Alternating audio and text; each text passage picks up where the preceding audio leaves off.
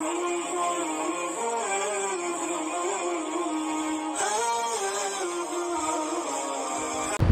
أيها الذين آمنوا كتب عليكم الصيام كما كتب على الذين من قبلكم لعلكم تتقون صدق الله مولانا العظيم وصدق رسوله النبي الكريم ونحن على ذلك لمن الشاهدين والشاكرين والحمد لله رب العالمين. بزرگان محترم، سامعین کرام، گزشتہ آپ حضرات کے سامنے نماز اور روزے دونوں کن کن مراحل سے گزر کر اب اس منضبط شکل کے اندر ہمارے سامنے موجود ہے، آپ نے اس کا تفصیلی ذکر سنا. قرآن مجید کی جو آیت کریمہ میں نے آپ کے سامنے پڑھی ہے، جس کے اندر اللہ رب العزت نے ارشاد فرمایا کہ اے ایمان والو، روزہ تم پہ فرض کیا گیا ہے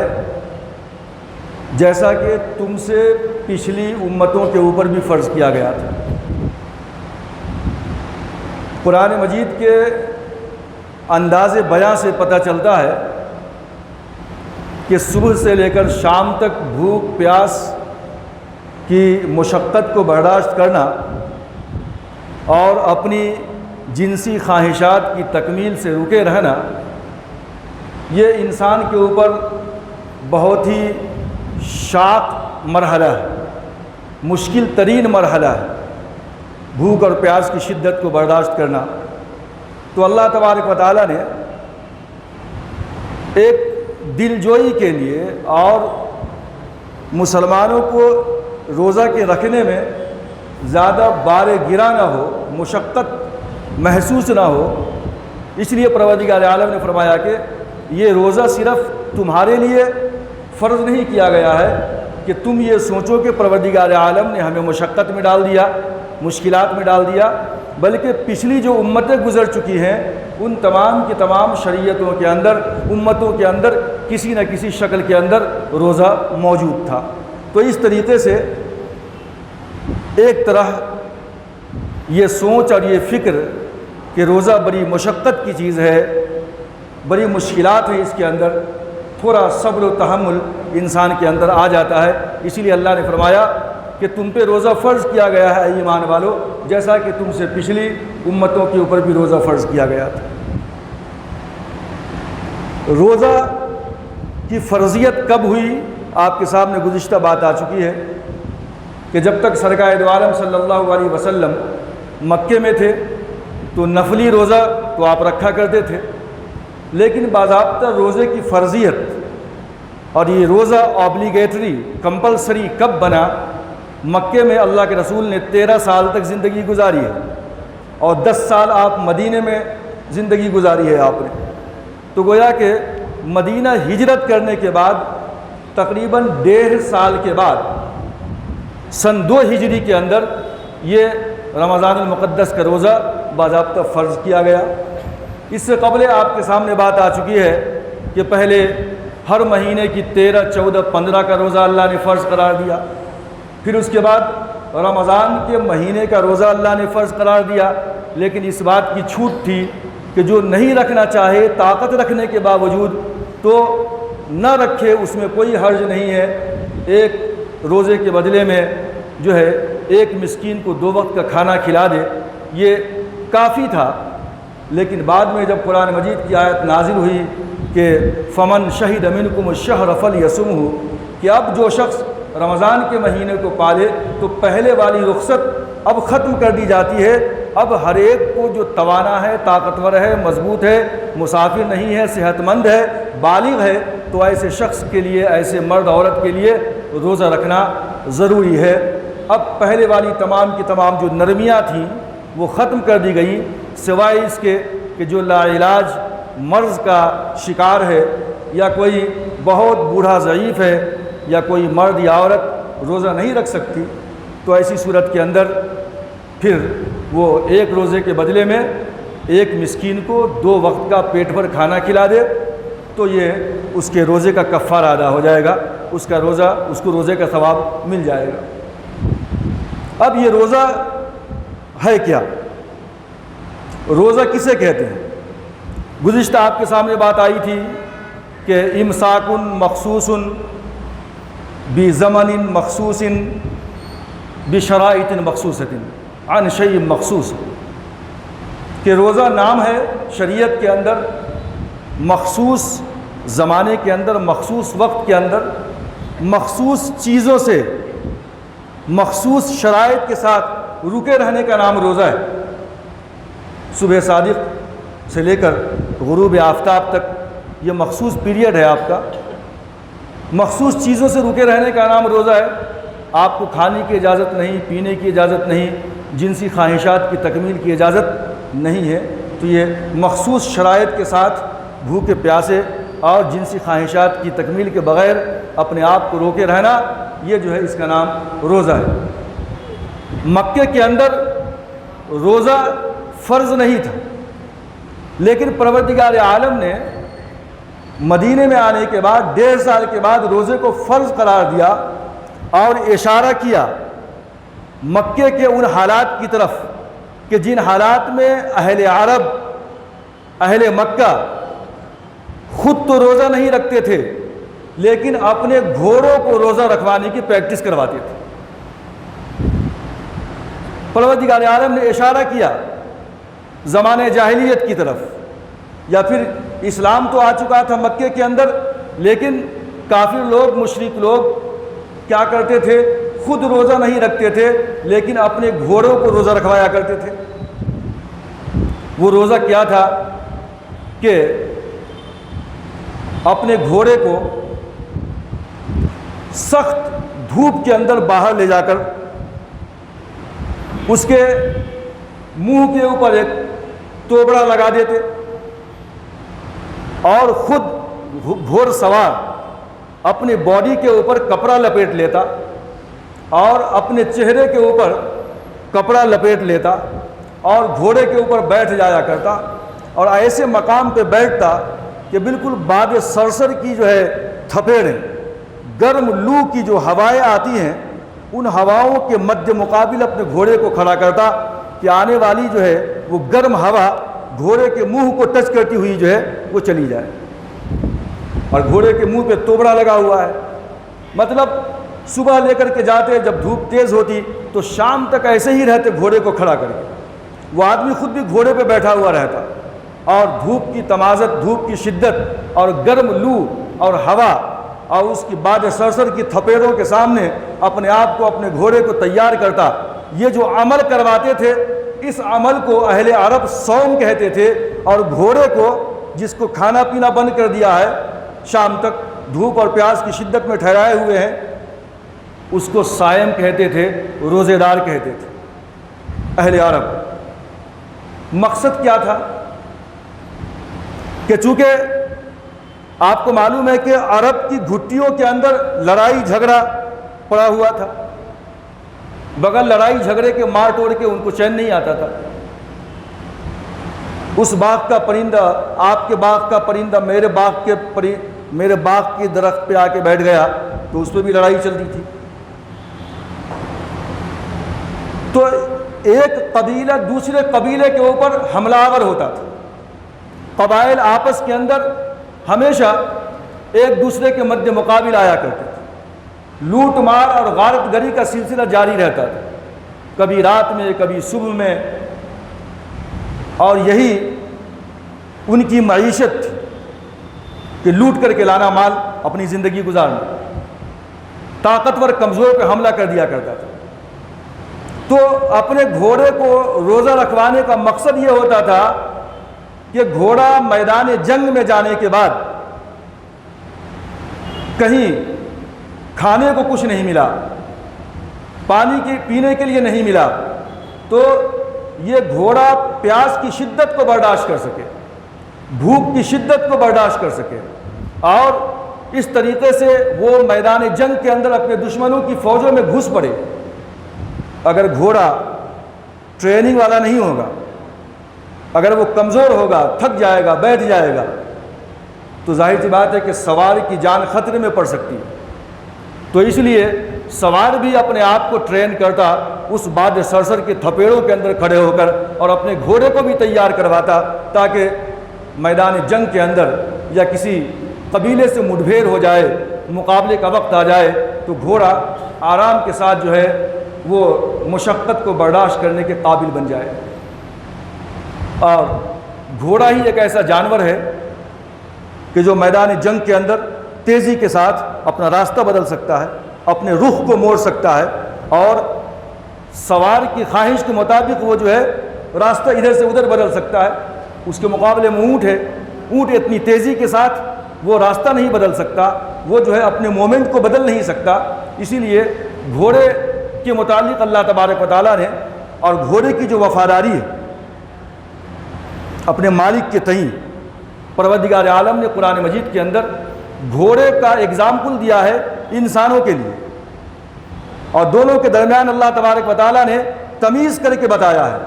کہ اے انسانوں، ذرا تم اپنی حالت پہ غور کرو، اپنے اعمال کو دیکھو کہ پاؤں کے ناخنوں سے لے کر سر کے بالوں تک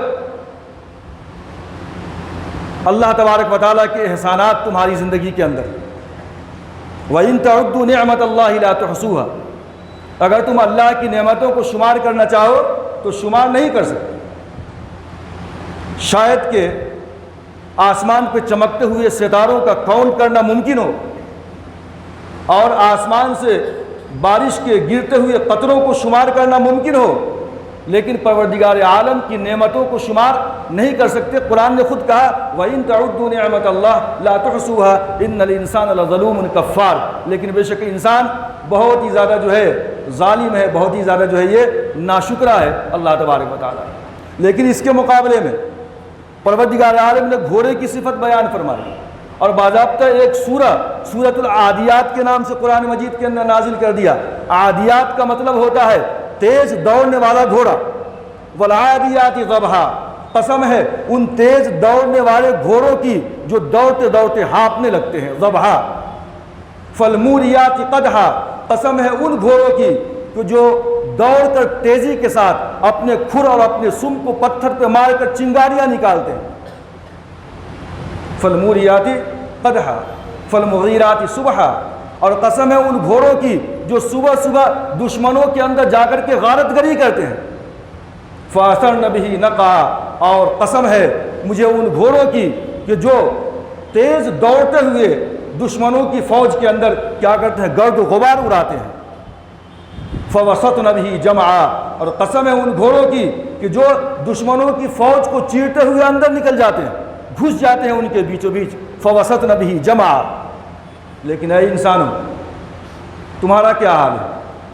یہ گھوڑا اپنے مالک کے اشارے کے اوپر وہ دشمنوں کے سامنے سینہ سپر ہے، وہ دشمنوں کے دستوں کے اندر گھس جایا کرتا، اپنے آپ کو قربان کرنے کے لیے تیار ہے۔ کیوں؟ اس لیے کہ مالک نے اس کو چند وقت کے دانے ڈال دیے ہیں کھانے کے لیے، گھاس اور پھوس اس کو کھانے کے لیے ڈال دیا ہے، تو وہ مالک کا اتنا وفادار ہے کہ اپنی آپ کو مٹانے کے لیے وہ تیار ہے۔ لیکن اے انسانوں تمہارا کیا حال ہے؟ اللہ تبارک و تعالیٰ کی کتنی نعمتیں تمہارے پاس اللہ کی ہیں، لیکن تم جو ہے اس جانور سے بھی گئے گزرے ہو، اس گھوڑے سے بھی گئے گزرے ہو۔ اللہ تبارک و تعالیٰ نے کہا کہ فَأَثَرْنَ بِهِ نَقْعًا فَوَسَطْنَ بِهِ جَمْعًا إِنَّ الْإِنسَانَ لِرَبِّهِ لَكَنُودٌ، انسان کیا ہے؟ اپنے رب کا بہت ناشکرا ہے۔ وَإِنَّهُ عَلَى ذَلِكَ لَشَهِيدٌ، اور خود ہر ایک انسان اس بات کے اوپر گواہ ہے کہ وہ اپنے اعمال کے تئیں کتنا جو ہے سچا ہے، اور اس کے نام اعمال کے اندر کتنے اچھے اعمال ہیں۔ اور وَإِنَّهُ لِحُبِّ الْخَيْرِ لَشَدِيدٌ، اور انسان تو کیا ہے؟ خیر مال کے اوپر بہت سخت ہے۔ افلا يعلم اذا بعثر ما في القبور وحصل ما في الصدور، کیا اس کو یہ نہیں معلوم کہ جب قبروں سے ان تمام کے تمام کو نکال دیا جائے گا جو قبر کے اندر ہیں، بعثر ما في القبور، اور سینوں کے تمام رازوں کو ظاہر کر دیا جائے گا جو تمہارے سینوں کے اندر ہیں، وحصل ما في الصدور، اور کیا تمہیں وہ وقت یاد نہیں کہ ان ربهم بهم يومئذ لخبیر، اللہ تبارک و تعالی ان کے اعمال سے بخوبی واقف ہے۔ تو اللہ تبارک و تعالیٰ نے روزے کا ذکر کیا اور پھر اشارہ کیا ان گھوڑوں کی طرف، اور پھر اللہ تبارک و تعالیٰ نے بندے کو اس بات کی یقین دہانی کرائی کہ جو ہے اے انسانوں ذرا سبق حاصل کرو ان جانوروں سے کہ 2 وقت کے کھانے کی وجہ سے جو مالک نے اس کو دیا ہے اپنے آپ کو قربان کرنے کے لیے تیار ہے، لیکن تم جو ہے کون سے خواب غفلت میں پڑے ہو۔ رمضان المقدس کے مہینے کے اندر جو عظمتیں ہیں، جو برکتیں ہیں، جو رحمتیں ہیں، مدنی کونین صلی اللہ علیہ وسلم نے فرمایا کہ آتاکم رمضان شہر برکت یغشاکم اللہ فیہ فینزل الرحمت ویحط الخطایا ویستجیب فیہ الدعاء وینظر اللہ تعالی الی تنافسکم فیہ، رواہ الطبرانی۔ نبی اکرم صلی اللہ علیہ وسلم نے ارشاد فرمایا کہ اے لوگو، اتاکم رمضان شہر برکت، تمہارے درمیان رمضان کا مہینہ سایہ فگن ہے جو بہت برکتوں والا ہے۔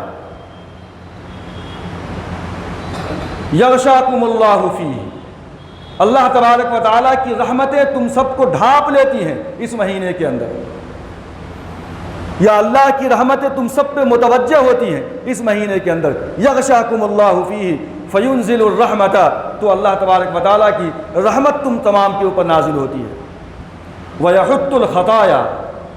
اور اللہ تبارک و تعالیٰ اس مہینے کے اندر تمہاری غلطیوں کو معاف فرماتے ہیں۔ ویحط الخطایا ویستجیب فیہ الدعاء، اس مہینے کی برکت سے پروردگار عالم تمہاری دعاؤں کو قبول کرتے ہیں اس مہینے کے اندر۔ ویستجیب فیہ الدعاء، اور اس کے بعد آخری میں فرمایا وینظر اللہ تعالی الی تنافسکم فیہ، اور اے لوگو پروردگار عالم تمہارے تنافس کو دیکھتا ہے،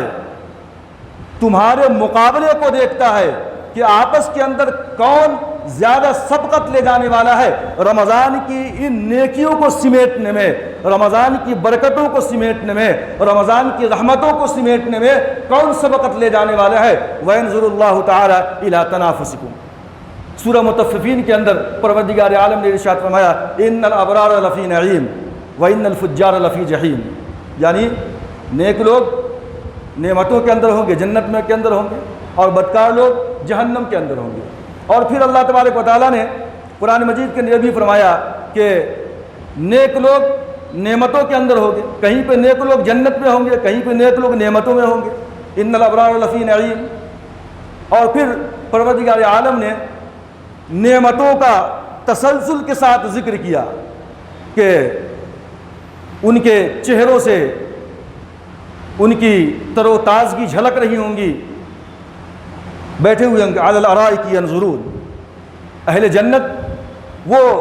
صوفوں کے اوپر یا تختوں پہ بیٹھے ہوئے ہوں گے، علی الارائک ینظرون وہ جنت کے مشاہدہ کر رہے ہوں گے۔ تعریف فی وجوہہم نظرۃ النعیم، اور تم جو ہے ان کے چہرے کی تر و تازگی سے تم ان کو پہچان لو گے۔ آج دنیا کے اندر بھی کسی کے چہرے کو دیکھ کر اندازہ لگا لیتے ہیں کہ بڑا خوشحال آدمی دکھ رہا ہے بھائی۔ اسی طرح جنت کے اندر جو لوگ بیٹھے ہوں گے اور جنت کا مشاہدہ کر رہے ہوں گے تو ان کے چہرے سے ان کی خوشی، ان کی تر و تازگی جھلک رہی ہوگی، لوگوں کو نظر آ رہی ہوں گی۔ تو قرآن نے کہا تعریف فی وجوہہم نظرۃ النعیم یسقون من رحیق مختوم، اور ان کو جو ہے من رحیق مختوم ان کو پلائی جائے گی جو ہے بالکل سیل بند شراب، ختامہ مسک، اور اس کو جو سیل لگا ہوگا وہ مشک کا۔ وَفِي ذَلِكَ فَلْيَتَنَافَسِ الْمُتَنَافِسُونَ، حدیث کے جو الفاظ آئے تھے کہ رمضان برکت والا مہینہ ہے، اللہ کی رحمتیں تم کو ڈھانپ لیتی ہیں، اللہ کی رحمتیں نازل ہوتی ہیں، اللہ تبارک و تعالیٰ تمہاری خطاؤں کو معاف کرتا ہے، اللہ تبارک و تعالیٰ تمہاری دعاؤں کو قبول کرتا ہے، اور آخری کا جو جملہ تھا وَيَنْظُرُ اللَّهُ تَعَالَى إِلَىٰ تَنَافُسِكُمْ فِيهِ، اور پروردگار عالم یہ دیکھنا چاہتا ہے کہ رمضان کی برکتوں کو، سعادتوں کو، نیکیوں کو، رحمتوں کو، مغفرتوں کو سمیٹنے میں انسان کس طرح ایک دوسرے کے مد مقابل ہوتا ہے، ایک دوسرے سے آگے بڑھنے کی کوشش کرتا ہے۔ اس کو کہتے ہیں تنافس، میں آگے بڑھ جاؤں، وہ چاہتا ہے کہ میں آگے بڑھ جاؤں، یہ تنافس ہے۔ اللہ رمضان کے مہینے میں مسلمانوں سے کو یہ بھی دیکھنا چاہتا ہے کہ دیکھیں کہ کون آگے بڑھنے کی کوشش کرتا ہے۔ لیکن قرآن مجید نے کہا وَفِي ذَلِكَ فَلْيَتَنَافَسِ الْمُتَنَافِسُونَ، جو جنت کی نعمتیں ہوں گی ان تمام کی تمام نعمتوں کے حصول کے لیے کون سا بندہ ہے؟ وَفِي ذَلِكَ فَلْيَتَنَافَسِ الْمُتَنَافِسُونَ، کون سا بندہ ہے جو آگے بڑھ کر کے جو ہے کوشش کرے کہ میں آگے بڑھ جاؤں۔ فَلْيَتَنَافَسِ الْمُتَنَافِسُونَ، متنافسون کے اندر سے تنافس کرنے والا کون ہے؟ اللہ اس کو دیکھنا چاہتا ہے۔ لیکن پھر پروردگار عالم نے سورہ قیامہ کے اندر فرمایا کہ اے انسانو، تمہاری حالت تو کچھ ایسی ہے، کلا بل تحبون العاجلہ وتذرون الآخرہ، ہرگز نہیں، بل تحبون العاجلہ،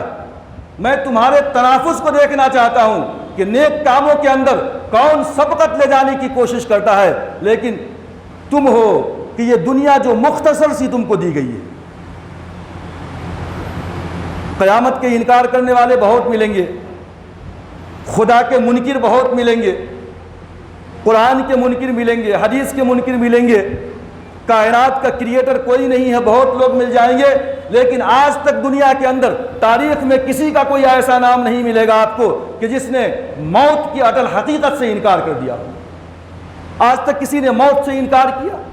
اور آج تک کسی کو موت سے چھٹکارا ملا نہیں، یہ موت ایک اٹل حقیقت ہے۔ پروردگار عالم نے فرمایا کہ یہ زندگی تمہاری 60 سال 100 سال اور جو ہے 90 ایئرس کی جو ہے یہ مختصر سی زندگی ہے، لیکن اے انسانوں، مسلمانوں، تمہارا تنافس، تمہارا مقابلہ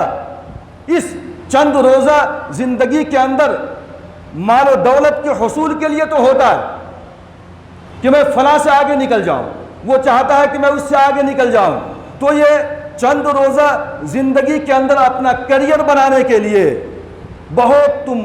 اپنی محنت و مشقت کرتے ہو اور بہت سارے چین و سکون کو تم قربان کر دیا کرتے ہو۔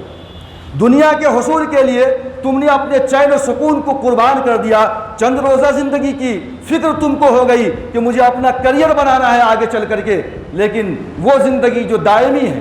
جو آخرت کی زندگی ہے، جو ہمیشہ ہمیشہ کی زندگی ہے، اس لیے شاعر نے کہا کہ اب تو آرام سے گزرتی ہے اور آخرت کی خبر خدا جانے، اب تو آسانی سے گزرتی ہے، آخرت کی خبر خدا جانے۔ ہر کوئی یہی سوچتا ہے کہ اب تو جو ہے بس ہمارا کیریئر سنور چکا ہے، ہم بہت اچھی زندگی گزار رہے ہیں، لیکن اب آخرت اللہ کو معلوم ہے کیا ہونے والی ہے۔ تو پروردگار عالم فرماتے ہیں کہ کلا بل تحبون العاجلہ، اے انسانو، تم عاجلہ کو پسند کرتے ہو، جو تمہیں جلد مل جاتی ہے،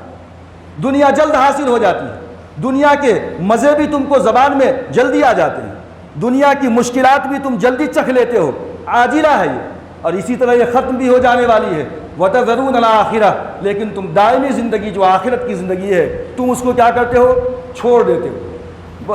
وَتَذَرُونَ الْآخِرَةَ، تو پھر اللہ تبارک و تعالیٰ نے فرمایا کہ فَلْيَتَنَافَسِ الْمُتَنَافِسُونَ، اللہ رمضان کے مہینے کے اندر یہ دیکھنا چاہتا ہے کہ کون بندہ رمضان کو اور سعادتوں کو سمیٹنے کے اندر آگے بڑھنے کی کوشش